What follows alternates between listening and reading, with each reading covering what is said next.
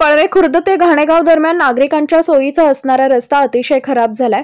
या रस्त्यावर अनेक ठिकाणी खड्डे पडले, त्यामुळे नागरिकांना गाडी चालवताना मोठी कसरत करावी लागत आहे। रस्ता मंजूर होऊन देखील या रस्त्याचे काम अद्याप झालेले नाही।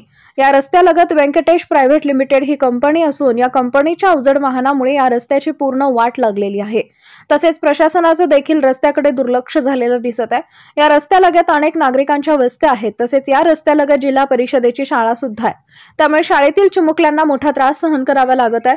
बऱ्याच शेतकऱ्यांची शेती सुद्धा रस्त्यालगत असल्यामुळे जनावरांचा चारा, दूध व इतर वाहतुकीसाठी फार कसरत करावी लागत आहे, कारण पाऊस झाल्यावर त्या खड्ड्यामध्ये पूर्णपणे पाणी साचून दलदल तयार होते। त्यामुळे प्रशासनाने लवकरात लवकर याचा विचार करून काहीतरी तोडगा काढावा व हा रस्ता दुरुस्त करावा अशी मागणी पळवे खुर्द, घाणेगाव, गटेवाडी व परिसरातील ग्रामस्थ करत आहेत।